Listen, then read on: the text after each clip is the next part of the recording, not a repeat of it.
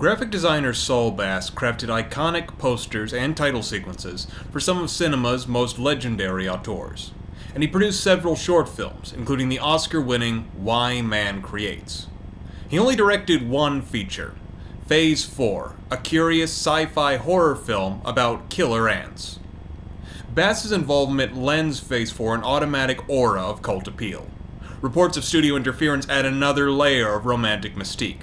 There's an element of what might have been, if not for test audiences and corporate meddlers. In the film, vague cosmic activities cause an evolutionary leap forward for ant colonies in the Arizona desert. The ants eliminate their natural predators, then drive surrounding human communities from the land. Hubbs and Leskow, a pair of scientists, hunker down in their geodesic dome lab to investigate and quash the insect threat. When a local family becomes collateral damage in the conflict, the men take in the lone survivor, Kendra, a teen girl. Ultimately, the hyper-intelligent ants get the upper hand. They destroy those who resist and incorporate the remaining humans into their world. The film also leaves details of that assimilation vague, but an abstract montage suggests the creation of an ant-human hybrid. Phase 4 feels torn between cinematic trends. It's a work of animal horror, a fixture in the early 70s exploitation market following the success of Willard. Phase 4's poster aligns it with this subgenre, presenting it as a throwback to the giant insect B-movies of the 50s. In truth, Phase 4 has as much in common with the heady, esoteric sci-fi of 2001 as it does with the schlock of them. After all, Phase 4 was also part of the New Hollywood movement, and inspired by European art cinema. One positive review predicted that its combination of high and low appeals would make it a crossover hit. Instead, it struggled to find any audience. Writing for Newsday, Joseph Gelmis urged sci-fi fans to see the misfit film quickly before it disappeared.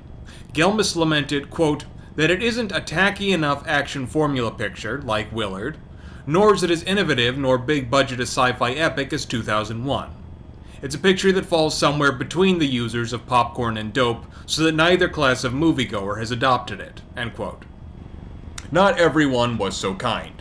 Other critics made a similar point, only they described Phase 4 as pretentious nonsense. What value does Phase 4 have beyond its status as a historic oddity? In the 1970s, there was widespread awareness among the American public about the need to address ecological issues. These concerns inspired environmentalist activism and legislation, but also bred a lot of anxieties. Eco-horror cinema was one venue for engaging those anxieties, and animal horror fits into that larger trend. Animal horror is worth considering as a distinct set of films, ones concerned with the relationship of humans to non-human animals. The scenarios in animal horror texts tend to upend an anthropocentric worldview and challenge the divisions humans draw between themselves and other animals. Not all films actively interrogate these Cartesian divides. Some, like Jaws, can be seen as reaffirming and celebrating human supremacy. Yet even those films can make viewers hyper-conscious of the constructed conceptual divide between humans and non-humans. It turns that division into a melodramatic battle, and foregrounding it in that way leaves the door open for interrogating humanist orthodoxies. Phase 4, however, uses its fantastic narrative to explicitly challenge those binaries. It advocates for a post-humanist paradigm, without presuming to know what such a new order would look like. Discussions of Phase 4 tend to be framed as aesthetic re-evaluations, identifying it as a worthy artistic object.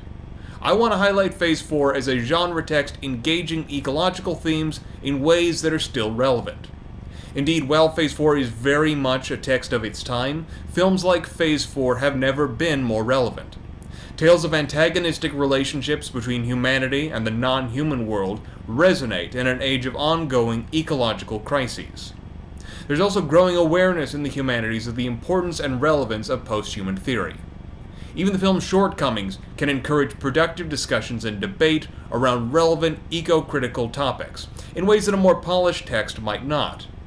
For this presentation, I'm going to discuss the significance of the ants and the way each of the human characters represent a different possible reaction and relationship to the post-humanist paradigm the film envisions at its conclusion.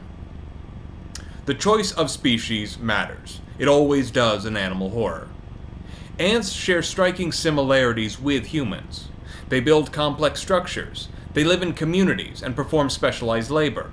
Some even engage in surprisingly sophisticated activities. There are ants with their own form of farming. They are, however, insects with a physical structure markedly different from our own. They have exoskeletons, multiple legs, and their faces lack analogous features that might help people see themselves in the animal. Given these differences, the ways ants mirror humanity can have an unsettling or uncanny effect, rather than paving the way for the formation of empathetic connections. It doesn't help the ants' case that their human-like attributes can also make them resemble an unflattering caricature of humanity. Their workers possess no apparent personality or individual will. Ants have an entrenched hierarchical system. Their actions can be ruthless. Aggressive species expand their territory like a colonial empire, waging war and taking slaves. Ants also shadow human society. They adapt to human development with admirable tenacity. This makes ants a troublesome pest species that can be destructive and dangerous. Phase 4 deals with ants that begin to act even more like humans than ants normally do. These bugs, which seem physically alien to begin with, become a literally alien presence on Earth. The changes in these ants coincide with events in space. These opening images, while striking, hold no clear meaning. Leskow narrates these events. He explains these images, which might confuse the audience, similarly baffle human observers in the diegesis. Experts, both scientific and spiritual, try to understand these events from an anthropocentric perspective. In trying to understand what this means for humanity, they fail to consider that these events might have a significant impact elsewhere in the world. The film transitions from a cosmic scope to a hole in the dirt. As an ant emerges, Leskow explains, quote, "When the effect came, it was almost unnoticed, because it happened to such a small and insignificant form of life." End quote. Ants are not just unsympathetic, their size makes them seem inconsequential. Perhaps anticipating viewers' difficulty connecting with the ants, Phase 4 begins by spending an extended period in their company. While expositional voiceovers make the human characters a presence from the start, no humans appear on screen for almost 10 minutes. Ken Middleham's close-up photography gives a sense of each ant as a distinct living being.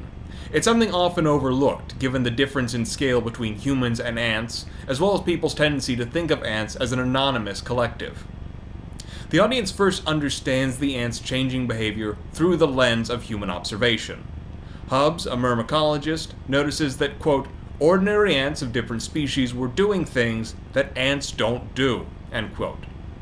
The voiceovers only accompany events on the surface, ants from different colonies meeting and communicating, and the end of aggression between ants as they attack their natural predators. The voiceovers stop during an extended underground sequence. It suggests the limitations of what these experts can see and understand about these changes. It also signals that other creatures exist independent of humanity.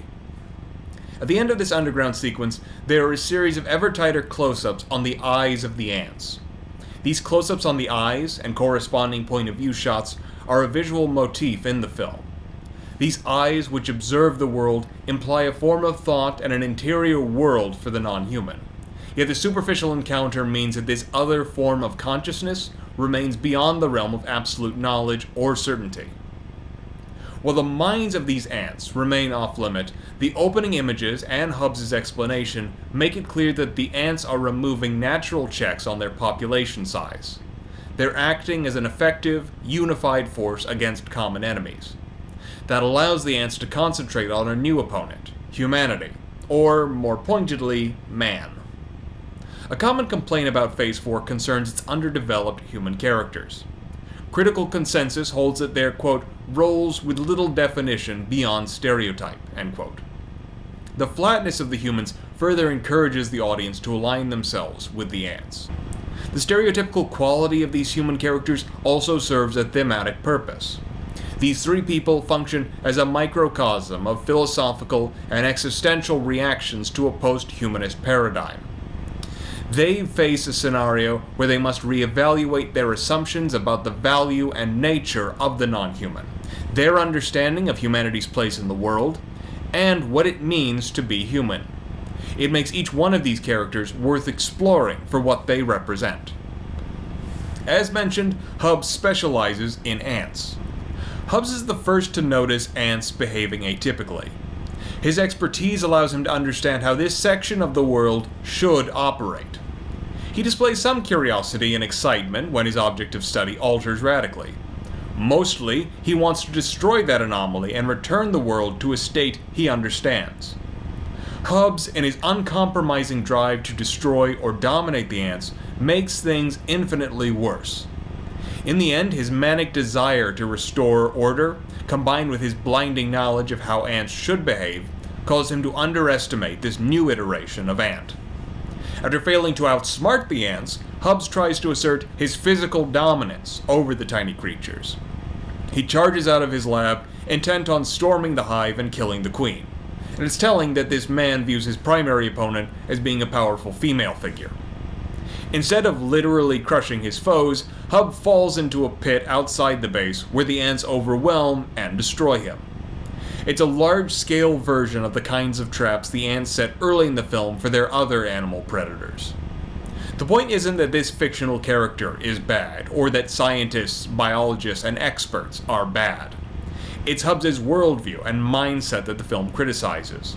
The arrogance, the self-assurance of superiority, and the refusal to engage and learn from the non-human. The others have better luck dealing with these ants and the paradigm shift they represent.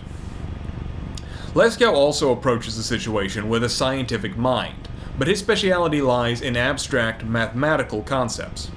He doesn't share Hubbs' prejudices and assumptions about the species. He's open to their potential and attempts to communicate with them. In order to do so, he seeks a point of common ground. When he receives transmissions of geometric shapes from the ants, their meaning isn't immediately clear. However, Leskow accepts the challenge and works through it. Leskow decides that the ideal outcome would be for humans and ants to coexist peacefully, as distinct entities. When Hubbs dies, Leskow abandons this notion of peace and sets off with destructive intent. Leskow dons a hazmat suit and approaches the nest, spraying poison. Damage to his suit forces him to strip away that protective layer, which isolates him from his surroundings. It renders him open to contact. This is an important step, as the narrative leads him to a point where the human and non-human merge into a singular entity. In order to take that final step, Leskow needs Kendra's help. Several factors distinguish Kendra from Hubbs and Leskow. Obviously, there's her gender, as well as her young age, which suggests that she belongs to a different generation. She's no scientific expert, she's a civilian in the wrong place at the wrong time. As a result, emotions, rather than logic, govern her actions and reactions. The loss of her family leaves her almost comatose with grief. She's a social being suddenly bereft of important connections with others.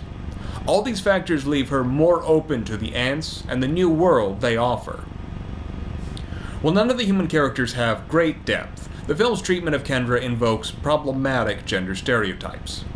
She's ruled by affect rather than logic, and she's positioned as being closer than the men to the natural world and the non-human. It's a view of women with deep roots in the Western thought. When deployed in a culture that traditionally values white men above everything else, this conceptualization justifies the oppression of women. Phase 4 strives to use Kendra to illustrate an eco-feminist argument. Marginalized people stand to benefit from dismantling the anthropocentric status quo, which oppresses them the same way it oppresses the non-human and the natural world. Phase 4's eco-feminist message feels creaky and outdated. It's a simplistic presentation, and one invested in the notion of gender as a biological given rather than a cultural construct. It is, after all, ecofeminism filtered through the perspective of white men in the early 70s. As flawed as it is, Kendra's character represents an attempt on the filmmaker's part to acknowledge that Western forms of humanism can negatively impact those other than the literally non-human. Throughout most of the film, Kendra appears as a pathetic victim. When confronted with a single ant, something she could easily crush, she simply implores it to go away. Her unwillingness to assert herself against this bug might seem ludicrous. Yet, based on personal experience, Kendra recognizes and acknowledges that these are not normal ants. These creatures must be treated with respect and caution. The evidence suggests that the status quo is shifting. As a result, Kendra learns to modify her behavior and attitudes. Hubs never learns this lesson, and the film positions him as arrogant, foolhardy, and destructive. Despite her fear of the ants, Kendra offers herself up to them in hopes of saving others. She walks into their territory barefoot, willingly exposed and vulnerable. This preparedness to sacrifice the self for the larger good signals her empathy and her ability to engage and commune with the selfless and communal ants. She has the potential to become part of their collective. Early in the film, the ants try to penetrate Hubs' body. His body's resistance to penetration results in terrible infirmity. His arm bloats and becomes crippled. Kendra has a very different response as the ants swarm her feet. When Kendra disappears after leaving the base, Lesko assumes she died like Hubs. Though vulnerable after stripping off his protective hazmat suit, Lesko descends into the ant's nest. Upon entering, he witnesses Kendra rising from the earth in a kind of second birth. Though physically unaltered, Kendra has undergone a significant change. She functions as an emissary to the human world. She can be understood as re-emerging as a leader, perhaps a variation on the Ant's Queen. When she touches Lesko, the film enters an extended, psychedelic sequence that attempts to depict the end of an anthropocentric humanism and the beginning of a new post-human hybridity.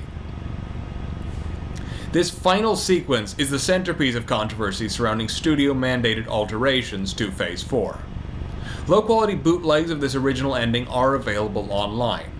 It's longer than the theatrical cut and features a more audacious display of surrealist imagery, further emphasizing how the lines between human and non-human are blurring. Here the line between genders also blur as the faces of Kendra and Lesko merge. That image potentially complicates the film's otherwise traditional sense of gender binaries.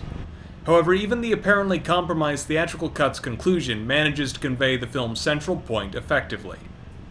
Most horror films would offer Hubs some vindication. Even if he was destroyed, the narrative would suggest that he was ultimately right to fight the change. Yet Phase 4 suggests that the way forward for society can never lie in clinging to traditional notions of humanity and resisting the change the ants represent. The ants are destructive, but that's because they're disrupting an entrenched system. The film suggests that the only hope for people lies in becoming part of this non-human multiplicity, this hive. When Kendra first emerges, it seems like she might be a truly horrific figure, a dead body full of ants, which puppet it to give the illusion of life. However, when she touches Lesko and he undergoes his transformation, he never loses his internal voice. The film ends with the same voiceover that guides the audience throughout the film. It implies that Lesko is still in there, but he's changed in ways not entirely clear to him yet. The psychedelic experience heralding his metamorphosis is disorienting and potentially disturbing. However, the film doesn't present this as a bad or horrific development. It's simply different from what came before. This presentation's title comes from Lesko's final lines regarding these events. Quote, "We knew then that we were being changed and made part of their world. We didn't know for what purpose, but we knew we would be told." End quote. They're entering the unknown Phase 4. The film doesn't presume to know what this new post-human state of being means, but it holds its own enigmatic promise, and it certainly beats charging bullheadedly into a ditch. Thank you.